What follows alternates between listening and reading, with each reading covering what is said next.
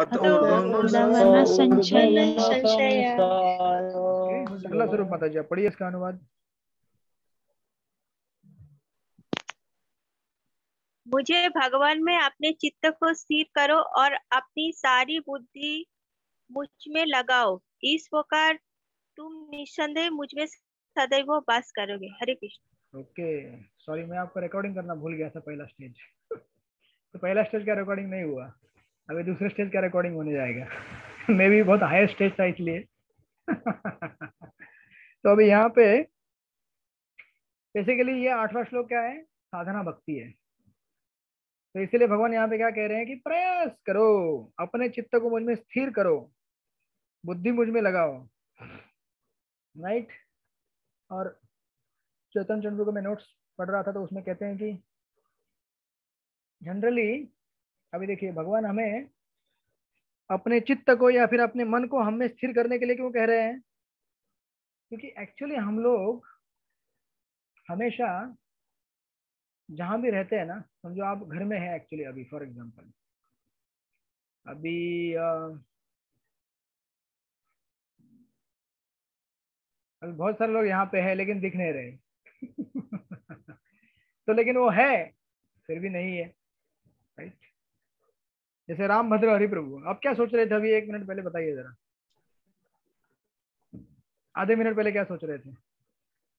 कुछ नहीं, तो यही जो पढ़ रहे हैं वही सोच रहे थे। अभी तो यही है। अकिंचन माधव प्रभु, आप क्या सोच रहे थे आधे मिनट पहले, बताइए, सच सच बताइए। सुन रहा हूँ बाबू जी, मैं सुन रहा हूँ।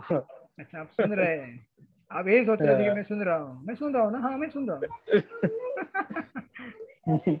एक्चुअली कहते हैं कि हम लोग जहाँ रहते हैं ना वहां नहीं रहते, एक्चुअली हम लोग वहां रहते हैं जहाँ हमारा मन रहता है। कभी आप इस समय बहुत सारे इस क्लास में मौजूद हैं और अपने घर में भी हैं, तो पता नहीं कितने लोग क्लास में मौजूद हैं और कितने लोग घर में हैं। आप समझ रहे दो चीजों का अंतर? क्लास में घर में मौजूद रहना और क्लास में रहना, दोनों में बहुत फर्क है। और जो घर में भी है वो एक्चुअली घर में भी है कि पता नहीं, वो कहीं और पता नहीं कहाँ कहाँ गए हैं, जिसको कहते हैं मेंटल होम। तो बेसिकली जहां हमारा मन रहता है वहां हम रहते हैं, राइट, मेंटल होम कहते हैं। इसलिए भगवान यहाँ पे कह रहे हैं कि एक्चुअली तुम क्या करो, अपने मन को मेरे में लगाओ। तो क्या करोगे, तुम मेरे में रहना चालू कर दोगे। जैसे कोई शराबी है, उसका मन कहाँ रहता है, शराब में रहता है, राइट। जैसे कोई अगर समझो कोई क्रिकेट की टूर्नामेंट चालू है, तो भले क्लास में आया है लेकिन उसका मन कहाँ है, क्रिकेट के ग्राउंड में गया हुआ है, अभी बैटिंग कर रहा होगा वो, अभी छक्का मार दिया, चौका मार दिया, और आउट हो गया, जीत गया, क्या हो गया, क्या हो गया, माइंड उधर ही घूम रहा है, राइट। या फिर हमें से बहुत सारे लोगों का बिजनेस है, नौकरी है, ये है, दुनिया भर की चीजें हैं, हम वो क्लास में है लेकिन सोच रहे हैं 9:07 हो गए, भोजन बन के रेडी हुआ है, ये किसी का हो चुका होगा, किसी को कुछ इंपॉर्टेंट मेल ड्राफ्ट करना होगा, किसी को कुछ कपड़े भिगा के रखने होंगे पानी में, या कुछ कल भोजन के लिए है ना, हजारों चीजें रहती है, किसी को सब्जी काट कर रखनी है, राइट। तो हमारा मन उन जगह पे चले जाता है। इसीलिए these are different mental homes, right.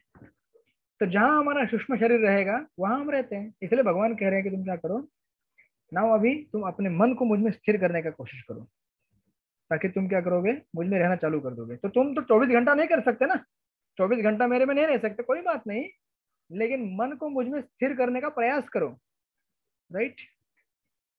इसको कहते हैं साधना भक्ति। और ऑफ कोर्स ये स्टेज नंबर 2 है। तो अभी stage number, of course Prabhupada यहाँ पurport में लिखते हैं कि जो भगवान कृष्ण की भक्ति में रत रहता है उसका परमेश्वर के साथ प्रत्यक्ष संबंध होता है। अतएव इसमें किसी भी प्रकार का संदेह नहीं कि प्रारंभ से ही उसकी स्थिति दिव्य होती है।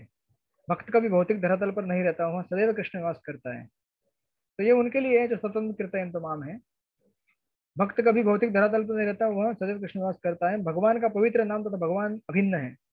अतः जब भक्त हरे कृष्ण कीर्तन करता है तो कृष्ण तथा उनकी अंतरंग शक्ति भक्त के जीवा के ऊपर नाचते हैं। जब वह कृष्ण को भोग चढ़ाता है तो कृष्ण प्रत्यक्ष रूप से उसे ग्रहण करते हैं। इस तरह भक्त उस उच्छिष्ट को खाकर कृष्णमय हो जाता है। जो इस प्रकार सेवा में नहीं लगता वह नहीं समझ पाता कि यह सब कैसे हो जाता है। राइट। तो जो सेवा करेगा उसको एक्सपीरियंस आता है, जो नहीं करेगा उसको नहीं आता है।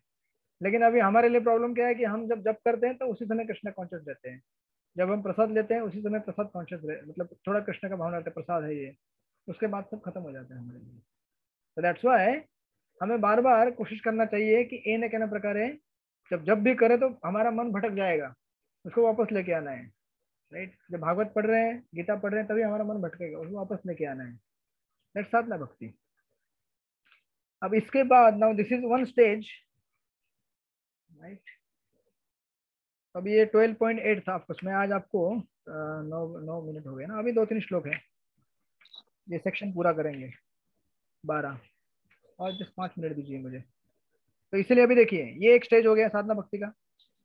लेकिन कोई बोलेगा कि अरे ये भी नहीं कर सकता, ये भी बहुत कठिन है प्रभु जी, 1 घंटा क्लास में बैठते हैं, बहुत परेशानी होती है। आपको क्या लगता है कितनी नींद आ रही है, सुबह सुबह उठना है, मंगला आरती करनी है, आप तो क्लास पे क्लास लिए जा रहे हो, है ना, संडे को लेते हो, बुधवार को लेते हो। अभी तो दूसरे ग्रुप पे चलते हैं इसलिए आपके ज़्यादा नहीं ले सकते, नहीं तो आपके भी 3-4 क्लास हो जाते हैं। तो बोलते कि ऐसा हमको नहीं होगा, केवल संडे को कराइए क्लास। राइट। तो बोले अथ चित्तम समाधातुम चित्तं समाधातुं न शक्नोषि मयि स्थिरम् न शक्नोषि मयि स्थिरम् अभ्यास योगेन ततो माम् अभ्यास योगेन इच्छाप्तुं धनंजय। धनंजय। ओके, पढ़िए अनुवाद अनिता माता जी पढ़िए। यस प्रभु, हरे कृष्णा। हे अर्जुन, हे धनंजय, यदि तुम अपने चित्त को अविचल भाव से मुझ पर स्थिर नहीं कर सकते तो तुम भक्ति योग के विधि विधानों का पालन करो। इस प्रकार तुम मुझसे प्राप्त करने की चाह उत्पन्न करो। हरे कृष्णा। ओके, तो दिस इज ऑलमोस्ट सेम, 8 और 9 साधना भक्ति है, ये 8 और 9 almost same, one and the. But अभी यहाँ पे एक इंटरेस्टिंग चीज दी गई है कि मतलब उसको और अच्छी तरह बता रहे हैं। 8 में तो बताया था कि तुम स्थिर करो, लेकिन अभी बोल रहे हैं कि यदि तुम अपने चित्त को अविचल भाव से मुझ पर स्थिर नहीं कर सकते तो तुम भक्तियों के विधि विधानों का पालन करो। जैसे आपने सुना होगा, माधव प्रभु हमेशा कहते हैं, आइंदर प्रभु को कोट करके कहते हैं कि if you cannot cry for Krishna then cry that you cannot cry for Krishna. मतलब हिंदी में इसको कहेंगे कि अगर आप भगवान के लिए नहीं रो सकते ना, तो आप जोर जोर से रोइए कि मैं भगवान के लिए नहीं रो सकता। समझ गए आप? तो एक होता है भगवान के लिए रोना, लेकिन हम तो इतने मतलब अभी लोअर स्टेज में कि हम भगवान के लिए रो भी नहीं सकते। तो ठीक है, तो रो कि नहीं रो सकता मैं। रो पड़ो जोर जोर से, सब लोग रोना चालू कर दो। चले राम भद्रारी रो के दिखाइए, रोने का नाटक करके दिखाइए, कैसे रोते हैं। नहीं रो पाता हूँ। क्यों? अरे भाई ये तो करना है हमको, भगवान बोलते कम से कम नाटक तो कर। तू मेरे लिए नहीं रो सकता ना, मेरे लिए सेवा नहीं कर सकता ना, मेरे लिए जप नहीं कर सकता ना, अरे कम से कम नाटक तो कर जप करने का, कम से कम नाटक तो कर रोने का। वही कर रहे हैं ये तो। छोटा बच्चा कभी कभी नाटक करते मालूम है आपको? तो मम्मी भी समझ जाती है, लड्डू चाहिए इसको, नाटक कर रहा है रोने का। लेकिन हमारी मम्मी जो है राधा रानी, तो बहुत ही कृपाशाली है, इसलिए महाप्रभु के रूप में आते बोलते ठीक है नाटक तो नाटक है यार, चल कोई बात नहीं, आजा। तो इसीलिए बहुत ही इंपॉर्टेंट स्टेज है हमारे लिए, क्योंकि हम सब लोग क्या है, नाटक के स्टेज पे है। इतने साल तक हम लोग नाटक ही करते आ रहे हैं।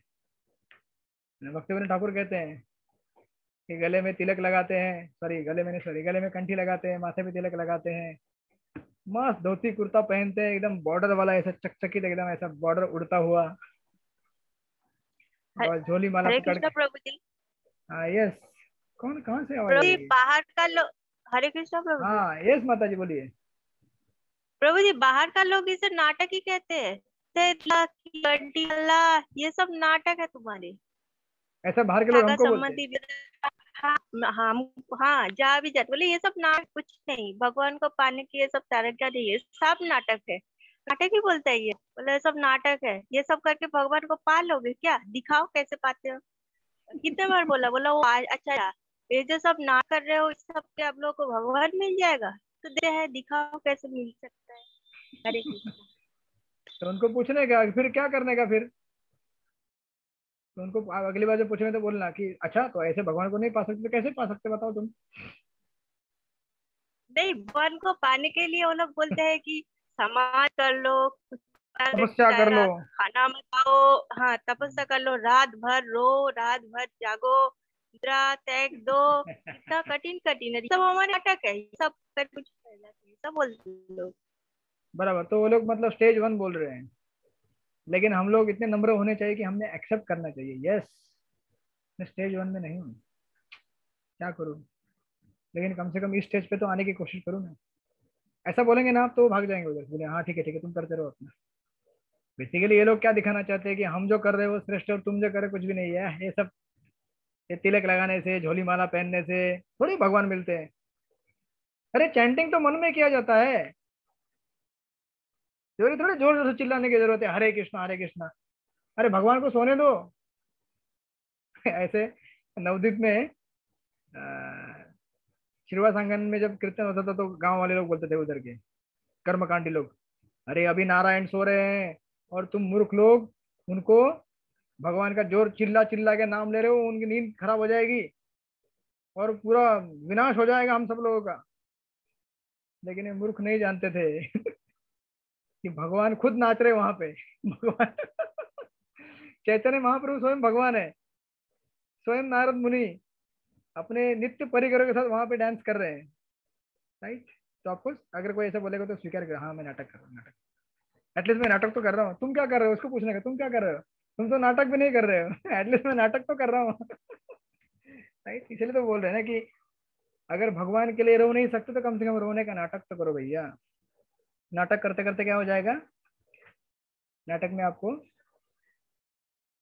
बेस्ट एक्टर का अवार्ड मिल जाएगा, फिर आपको चुना जाएगा अगले आने वाले आगे का जो आएगा सीरीज, नेक्स्ट बड़ा स्तर का नाटक। धीरे धीरे वो नाटक भगवान तक पहुंच जाएगा, बोलेंगे अरे नाटक बहुत फेमस हो गया है, इसके कलाकार कौन है, बुलाओ इनको इधर। राइट, तो इसीलिए ये दिस इज सेकेंड स्टेज साधना भक्ति का, यू नो। अब इसको अभी होता क्या है, किसी को कुछ पूछना है क्या? प्रभु जी आप जो रोने के लिए कह रहे हैं ना प्रभु जी, कभी तो मैं ट्राई करती हूँ, मुझसे तो नहीं होता है। तो वो पता है नेत्र प्रभा पहले आता था ऐड, याद है वो आंखों का रहता है, मतलब वो ट्राई करने का, लेकिन मैंने ट्राई नहीं किया। मैंने ना कम से कम झूठे आंसू निकले, लेकिन कम से कम रोए तो सही, लेकिन वो होता नहीं प्रभु जी। मतलब हमारे नाटक करना भी कठिन है। राइट, तो इसीलिए यहाँ पे भगवान क्या करेंगे, आगे की स्टेज देंगे। नाटक नहीं कर सकता ना, ठीक है कोई बात नहीं बेटा। तो मेरे ऑफकोर्स प्रभुपाद के परपट बहुत ही सुंदर परपट्स है यहाँ पे। जस्ट टू रीड वन,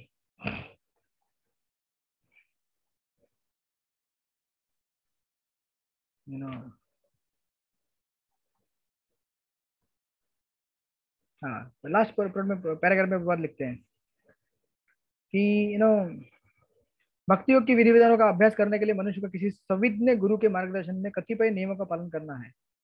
तथा ब्रह्म मुहूर्त में जागना, स्नान करना, मंदिर में जाना, प्रार्थना करना एवं हरे कृष्ण कीर्तन करना, फिर अर्च वीर पर चढ़ाने के लिए फूल चुनना। कितना सुंदर ग्राफिक डिस्क्रिप्शन है प्रभुपाद का। अर्च विग्रह पर भोग चढ़ाने के लिए भोजन बनाना, प्रसाद ग्रहण करना आदि आदि, ऐसे अनेक विधि विधान है जिनका पालन आवश्यक है। राइट, मनुष्य को शुद्ध भक्तों से नियमित रूप से भगवद गीता तथा श्रीमद् भागवत सुनना चाहिए। इस अभ्यास से कोई भी ईश्वर प्रेम के स्तर तक उठ सकता है और तब भगवत धाम तक उसका पहुंचना ध्रुव है, यानी कि निश्चित है। तो दिस इज साधना भक्ति practice under the guidance of spiritual master. Now अगर हम ये भी नहीं कर सकते, ठीक है ना, तो हमने बोल दिया कि ये भी हमारे लिए क्या है, कठिन है ये अभ्यास करना। तो प्रभुपाद एक और सॉरी भगवान और एक स्टेज देते हैं 11 नंबर के श्लोक में, सॉरी 10 नंबर के श्लोक में। तो कहते हैं कि अभ्यासोपि असमर्थो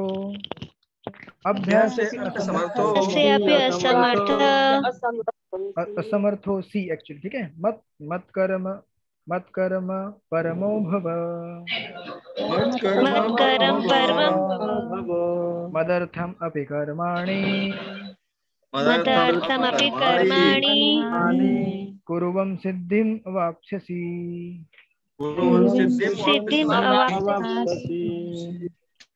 पढ़िए इसका अनुवाद, गायत्री माता जी पढ़िए इसका अनुवाद।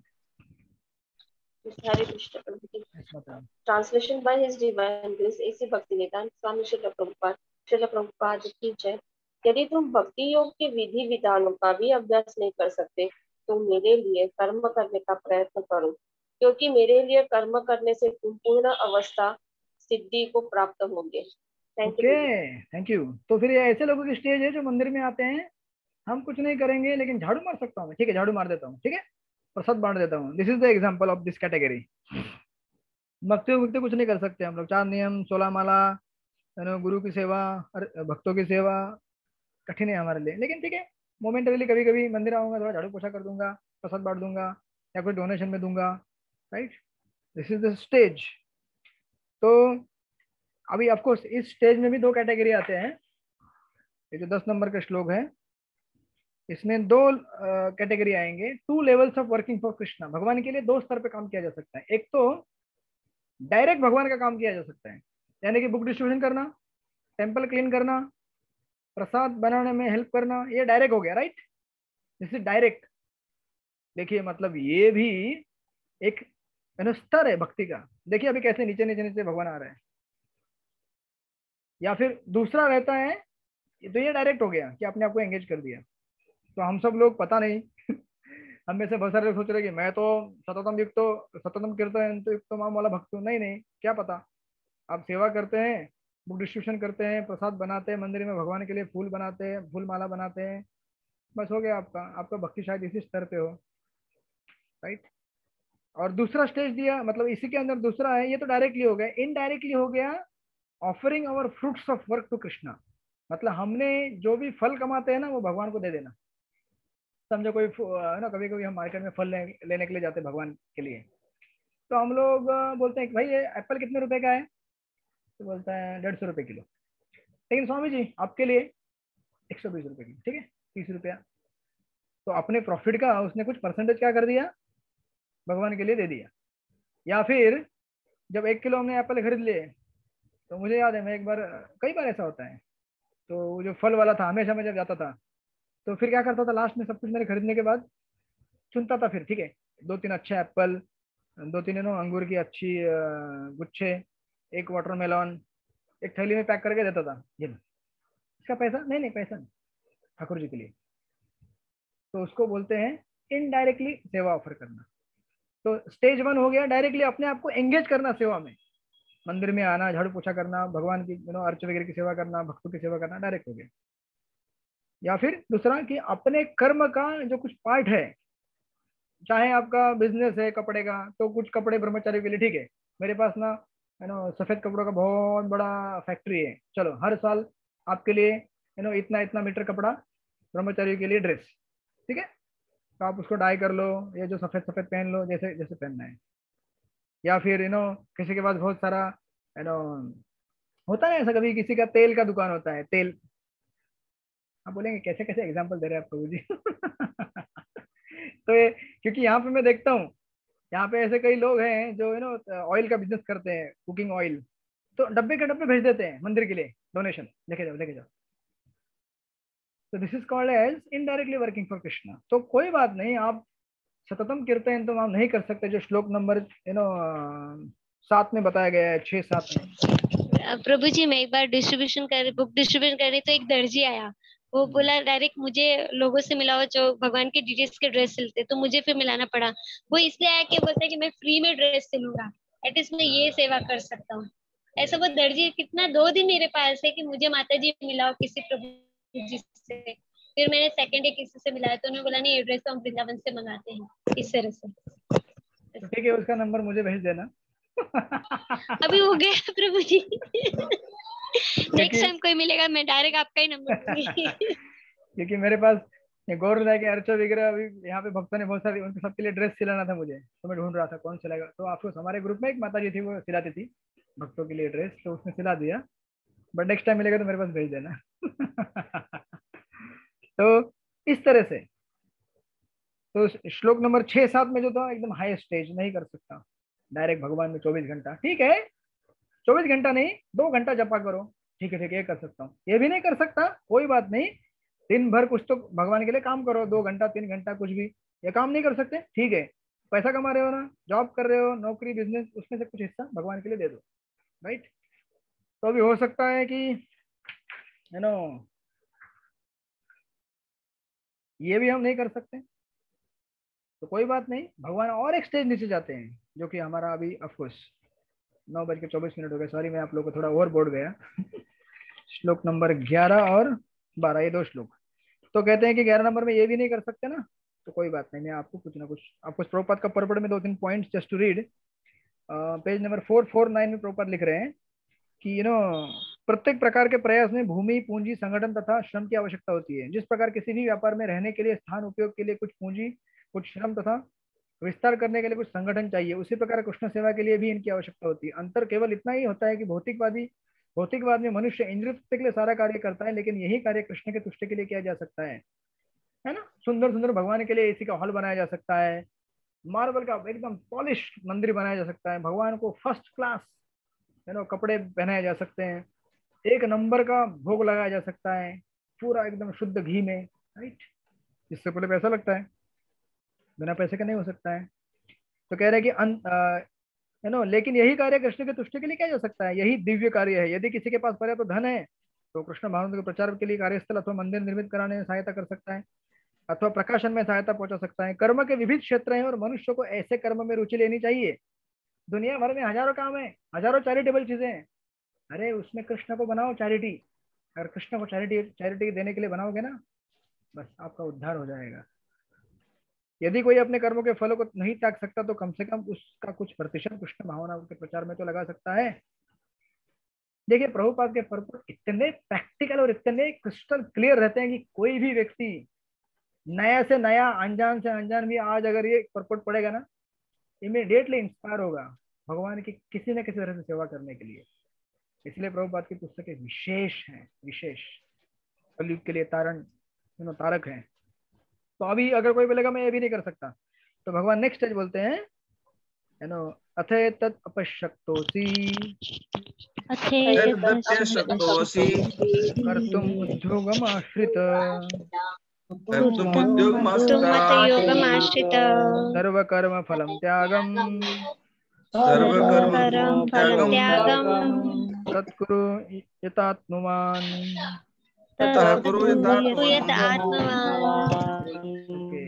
राधेश प्रभु, इसका अनुवाद पढ़िए। हरे कृष्ण बोलिए। हरे कृष्ण। किंतु यदि तुम इस भावनावृत्त में कर्म करने में असमर्थ हो तो तुम अपने कर्म के समस्त फलों का त्याग कर कर्म करने का तथा आत्मस्थित होने का प्रयत्न करो। ओके, तो अभी आप सोचेंगे कि कर्म के फलों का त्याग करना तो हायर स्टेज हो गया ना, ऐसा आपको लगेगा, क्योंकि कर्म का त्याग, फलों का त्याग करने की वजह से क्या होता है, आदमी लेकिन इसको लोअर स्टेज में क्यों लगाया गया है? तो देखिए ये कर्म का फल का आपको प्रभुपाद पर्पट में क्लियर करते हैं कि ये सब कौन से स्टेजेस हैं। ये स्टेज है, देखिए प्रभुपाद पर्पट में लिख रहे हैं, अगर आप बीच में जाएंगे इस पर्पट के तो लिखते हैं कि ऐसा भी पाया गया है कि कृष्ण भावनामृत के कार्यकलाप में रुचि न रहने पर भी जब मनुष्य किसी अस्पताल या किसी सामाजिक संस्था को दान देता है तो वह अपने कार्यकलापों की गाढ़ी कमाई का परित्याग करता है, राइट। समझो उसने इस्कॉन को नहीं दिया, भक्तों को नहीं दिया, फिर भी अगर उसमें से कुछ पैसा हॉस्पिटल बनाने के लिए, बावड़ी बनाने के लिए या फिर गरीब लोगों को खाना खिलाने के लिए अगर दिया, तो अपने संपत्ति का त्याग कर रहे हैं ना, वो बड़ी मेहनत से कमाए हुए। यहाँ पर इसकी भी संस्तुति की गई है। अपने क्योंकि अपने कार्यकलापों के फल के परित्याग के अभ्यास से मनुष्य क्रमशः अपने मन को स्वच्छ बनाता है और उस विमल मन स्थिति में वह कृष्ण भावना को समझने में समर्थ होता है। ये कैसे? क्योंकि देखिए आज तक इस दुनिया में लोगों का सेंटर क्या रहा है? मैं, मेरा घर, मेरा परिवार, मेरा पैसा, मेरी नौकरी, मेरी पत्नी, मेरे बच्चे, मेरी पति, सब कुछ मेरा मेरा मेरा मेरा मेरा। लेकिन इसकी भावना को दूर रखते हुए अगर कोई व्यक्ति ये सोचेगा नहीं नहीं मेरा पड़ोसी भी है, उसको भी हेल्प करना चाहिए, नहीं नहीं मेरे गांव के लोग, उनको भी हेल्प करना चाहिए, नहीं नहीं मेरा गांव है पूरा, उनको हेल्प करो, मेरा देश है, तो हर स्तर पे इसको एक्सपांड किया जा सकता है। समाज सेवा, देश सेवा, ये सब भी क्या है? एक प्रकार का सैक्रिफाइस है, राइट? ऐसा सैक्रिफाइस करने की वजह से क्या होता है कि हमारी जो स्वार्थ की भावना है कि मैं, मेरा मेरा मेरा, उसको दूर करके निस्वार्थ भाव आना चालू होता है। नहीं नहीं दूसरे के लिए भी देना चाहिए, केवल मेरे लिए नहीं। बेसिकली ये जो गुण है व्यक्ति के अंदर, ये व्यक्ति को धीरे धीरे क्या करता है? मोड ऑफ गुडनेस में लेके आते हैं, सत्व गुण में लेके आता है, राइट? सत्वगुणी गुण है ना ये। मेरे लिए मतलब रजोगुणी है, और जो ना मेरे लिए ना तेरे लिए सब बहने दो है ना शराब की बोतल में, वो तमोगुणी हो गया, राइट? और जो दूसरों के लिए परोपकार करे वो क्या है? सत्वगुणी हो गए। तो जो व्यक्ति सत्वगुण में आएगा धीरे धीरे फिर भगवान को समझ सकता है वो, क्योंकि सत्वगुण में आने के बाद प्रकाशित होता है ना उसकी। आप 14वें अध्याय में तो जाएंगे तो देखेंगे सत्वगुण का एक विशेष गुण है कि वो ज्ञान उसके अंदर प्रकट होना चालू होता है। वो कैसे होता है? क्योंकि वो देखिए प्रकृति के जो गुण है ना, ये बिल्डिंग ब्लॉक्स है इस मटेरियल नेचर के, सत्वगुण, रजोगुण, तमोगुण, वो एक प्रकार का क्वालिटी लेके आते हैं। तो जैसा हम उसका संग करेंगे वो क्वालिटी अपने अंदर मैनिफेस्ट होना चालू होता है, राइट? तो इसलिए प्रॉपर यहाँ पे बोल रहे हैं कि कोई बात नहीं, stage 1 no problem, stage 2 no problem, stage 3 no, stage 4 at least इतना तो कर सकते हो। इतना भी नहीं कर सकते तो फिर तुम्हारे अंदर की जो स्वार्थ भावना है वो जा ही नहीं रही है। आज तुम्हारा चित्त तुम्हारे मन में, शरीर पे लगा हुआ है, तुम्हारे मन पे लगा हुआ है, वहां से हटा के उसको क्या करना है? थोड़ा निस्वार्थ होना है, दूसरे के बारे में सोचना है। और फिर अल्टीमेटली सोचते सोचते सोचते सोचते क्या होगा? तो सोचेगा कि अरे इन सब के परे भगवान भी है, उसके ऊपर भी कुछ काम करना चाहिए, राइट? तो आप कुछ प्रॉपर यहाँ पे उसको हाईलाइट करें और कहते हैं कि कृष्ण भावनामृत किसी अन्य अनुभव पर आश्रित नहीं होता, क्योंकि कृष्ण भावनामृत अभी ये भी क्लियर कर रहे हैं कि इसका मतलब है कि तुम फुली कृष्णा कॉन्शियस बन जाओगे खाली परोपकार समाजवाद करने से, लेकिन क्लैरिफाई कर रहे हैं कि कृष्ण भावनामृत किसी अन्य अनुभव पर आश्रित नहीं होता, क्योंकि कृष्ण भावनामृत स्वयं मन को विमल बनाने वाला है। किंतु यदि कृष्ण भावनामृत को स्वीकार करने में किसी प्रकार का अवरोध हो तो मनुष्य को चाहिए कि अपने कर्म फल का परित्याग करने का प्रयत्न करे। ऐसी दशा में समाज सेवा, समुदाय सेवा, राष्ट्रीय सेवा, देश के लिए उत्सर्ग आदि कार्य स्वीकार किए जाते हैं, जिससे एक दिन मनुष्य भगवान की शुद्ध भक्ति को प्राप्त हो सके। भगवद्गीता में कहा गया है 18वें अध्याय में, यथा प्रवृत्ति भूतानाम, यदि कोई परम कारण के लिए उत्सर्ग करना चाहे तो भले वह यह न जाने कि वह परम कारण कृष्ण है, फिर भी क्रमशः यज्ञ विधि से समझा जाएगा कि वह परम कारण कृष्ण ही है। तो बेसिकली ये सैक्रिफाइस है उस व्यक्ति का, यज्ञ है, राइट? कि अपने लिए नहीं रखते, दूसरे को दे रहा है, और धीरे धीरे धीरे वो शुद्ध होते जाएगा। क्योंकि जब हम दूसरों के बारे में सोचते हैं या फिर दूसरों के लिए कार्य करते हैं तो उससे क्या होता है? इस आंसर के साथ हम एंड करेंगे। बताइए उससे क्या होता है? राम भद्र हरि प्रभु, आप बताइए, जब हम दूसरों के लिए कार्य करते हैं तो क्या होता है? तो ये दूसरों के लिए कार्य करते तो अपने को खुशी होती है कि हमने किसी के लिए कुछ किया हुआ।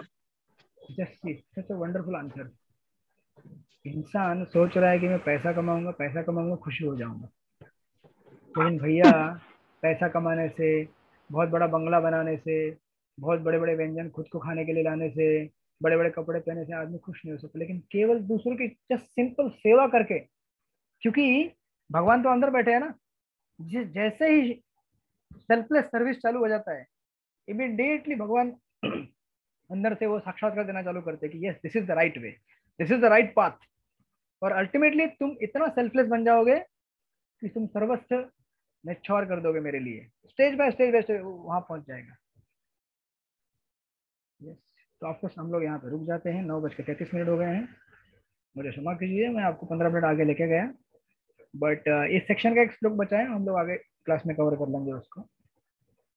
तो आप लोग कोई भी डरिएगा मत कि भक्ति मेरी कौन सी स्टेज पे, किसी न किसी स्टेज पे तो रही है। यहाँ पे ये जो स्टार स्टेजेस दिए हैं, कुछ नहीं कर सकते ना, मंदिर में आइए संडे को और प्रसाद लोगों को बांटिए, क्योंकि देखिए प्रसाद बांटना भी कोई मामूली सेवा नहीं है। सब लोग खाएं और हम लोग लास्ट में खाएं, अरे बचेगा कुछ, कोई बात नहीं। ये भी एक कठिन तपस्या है, आसान नहीं है ये, राइट। जैसे भागवत में परीक्षित महाराज, जब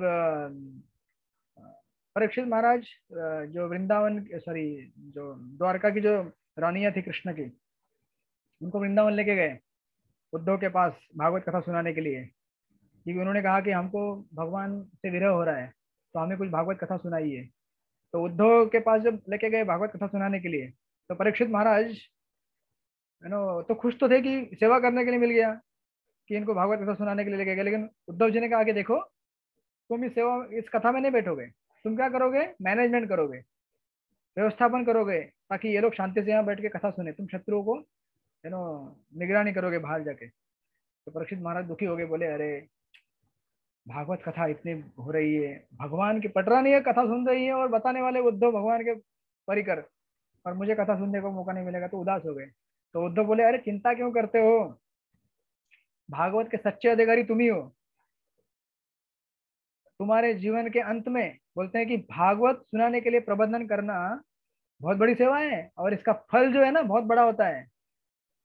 इस तुम्हारे जीवन के अंत में स्वयं व्यास नंदन सुखदेव गोस्वामी आपको 7 दिन लगातार भागवत कथा सुनाएंगे। ये फल होता है भागवत कथा के लिए व्यवस्थापन करने के लिए, राइट। और ये हुआ, 7 दिन उन्होंने भागवत कथा सुना और भगवान को प्राप्त किए।